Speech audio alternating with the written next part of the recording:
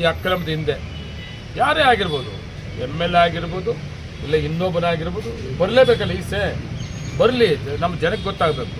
ನನ್ನ ಬಗ್ಗೆ ಆಪೋಸಿಟ್ನವ್ರು ಮಾತಾಡೋಕೆ ನಾನು ಟೀಕೆ ಮಾಡೋಕ್ಕೆ ಹೋಗಲ್ಲ, ನಾನು ಭಯ ಬೀಳೋಕ್ಕೂ ಹೋಗಲ್ಲ. ನಾನು ಯಾರಿಗೆ ಭಯ ಬೀಳಬೇಕು? ಯಾರಾದರೂ ನನ್ನ ತಾಲೂಕಿನ ಜನ MLA ಅವರು 1 ಎಕರೆ ಜಮೀನು ಇಲ್ಲಿ ಯಾಮಾರಿಸೋರಪ್ಪ ಅಂತೇಳಿ ಹೇಳಬೇಕು, ಇಲ್ಲ MLA ಅವರು ನನ್ನ ಹತ್ರ ಲಂಚ ತಗೊಂಡವರಪ್ಪ ಅಂತ ಹೇಳ್ಬೇಕು. ಅದಕ್ಕೆ ನಾನು ಭಯ ಬೀಳಬೇಕು. ಇದರಿಂದ ನಾನು MLA ಅವ್ರಿಗೆ ಗೊತ್ತಿಲ್ದಿರ ಆಗಿದೆಯಾ, MLA ಅವರು ಯಾಕೆ ಸೈಲೆಂಟ್ ಆಗಿದ್ದಾರೆ ಅಂತೇಳಿ ನಾನು ಮಾತಾಡೋದು ವಿರೋಧ ಪಕ್ಷದವ್ರು ಕೇಳಿದ್ದೀನಿ.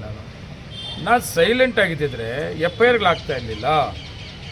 ನಾನು ನೇರವಾಗಿರೋದ್ರಿಂದ ಇವತ್ತು ನಿನ್ನೆ ತಹಸೀಲ್ದಾರ್ FIR, ಮೊನ್ನೆ ADLR.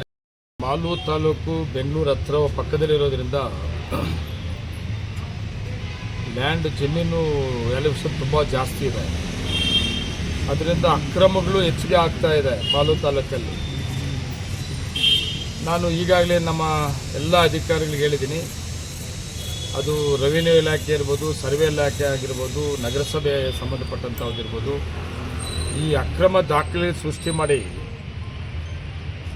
ಜಮೀನುಗಳನ್ನು ಅಕ್ರಮವಾಗಿ ಮಾಡೋಕ್ಕೆ ಹೋಗುತ್ತವ್ರನ್ನ ಬಲಿ ಹಾಕಬೇಕು ಅಂತೇಳಿ ADLRಗೆ ನಾನೇ ಕಂಪ್ಲೇಂಟ್ ಕೊಡೋಕ್ಕೆ ADLR ನನ್ನ ಹತ್ರ ಹೇಳಿದ್ರು, ನೋಡಿ ಸರ್ ಹಿಂಗೆ ಮಾಡಿದ್ದಾರೆ ಅಂತ. ಫಸ್ಟ್ ಕಂಪ್ಲೇಂಟ್ ಕೊಡಿ ಅಂತ ಹೇಳಿದೆ ನಾನು. FIR ಆಗಿದೆ. FIR ಆಗಿ ಅಷ್ಟೇ ಸುಮ್ಮನೆ ಬಿಡಲ್ಲ. ಇದರಿಂದ ಯಾರ್ಯಾರಿದ್ದಾರೆ ಅವ್ರನ್ನೆಲ್ಲ ಇಲ್ಲದ ತನಿಖೆ ಮಾಡಿ ಅರೆಸ್ಟ್ ಮಾಡಬೇಕು. ಯಾರು ಅಂತ ನಮ್ಗೆ ಗೊತ್ತಾಗಬೇಕು. ಒಂದು ಕಡೆ ಆದರೆ ನಿನ್ನೆ ತಹಸೀಲ್ದಾರ್ ಕೂಡ ಒಂದು ಕಂಪ್ಲೇಂಟ್ ಕೊಟ್ಟಿದ್ದಾರೆ. ತಹಸೀಲ್ದಾರು ನನಗೆ ಮಾಹಿತಿ ಕೊಟ್ಟರು, ಲೇಟೇ ಮಾಡಬೇಡಿ, ಅರ್ಜೆಂಟಾಗಿ ಕಂಪ್ಲೇಂಟ್ ಕೊಡಿ ಅಂತ. ಅವರು ಕೂಡ ನೇರವಾಗಿ ಕಂಪ್ಲೇಂಟ್ ಕೊಡೋದ್ರ ಜೊತೆಗೆ ನಿನ್ನೆನೇ FIR ಆಗಿದೆ. ಇಲ್ಲಿ ಅಕ್ರಮವಾಗಿ ಯಾರು ದಾಖಲೆ ಸೃಷ್ಟಿ ಮಾಡಿಕೊಂಡು ಸರ್ಕಾರಿ ಜಾಗಗಳನ್ನ ಲಪಟಾಯಿಸೋಕೆ ಹೋಗ್ತಾ ಇದ್ದಾರೆ, ಇವ್ರನ್ನ ಆದಷ್ಟು ಬೇಗನೆ ಬಲಿ ಹಾಕುವಂಥ ಕೆಲಸ ನಮ್ಮ ತಾಲೂಕಿನ ಆಡಳಿತ ಮಾಡಬೇಕು ಅಂತ ತೀರ್ಮಾನ ತಗೊಂಡಿದ್ದೀವಿ.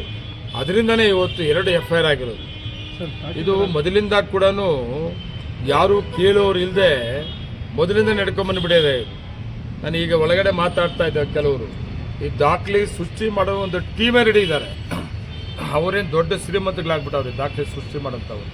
ಯಾವುದೇ ಕಾರಣಕ್ಕೆ ಇನ್ನು ಬಿಡಬಾರ್ದು, ಇಂಥವ್ರು ಬಲಿ ಹಾಕಬೇಕಾಗ್ತದೆ ಅಂಥೇಳಿ ಈಗಾಗಲೇ ನಾನು ಅಧಿಕಾರಿಗಳಿಗೆ ಸೂಚನೆ ಕೊಟ್ಟಿದ್ದೀನಿ. ನಮ್ಮ ಅಧಿಕಾರಿಗಳು ಕೂಡ ಧೈರ್ಯ ತಗೊಂಡು ಕಂಪ್ಲೇಂಟ್ ಕೊಟ್ಟು FIRಗಳಾಕಿ ತನಿಖೆ ಮಾಡೋದ್ರ ಜೊತೆಗೆ ನಮ್ಮ ಪೊಲೀಸ್ ಅಧಿಕಾರಿಗಳಿಗೆ ಆದಷ್ಟು ಬೇಗನೆ ಇವರು ಯಾರು ಅಂತ ಅರೆಸ್ಟ್ ಮಾಡಲೇಬೇಕು ಅಂತ ಹೇಳಿದ್ದೀನಿ.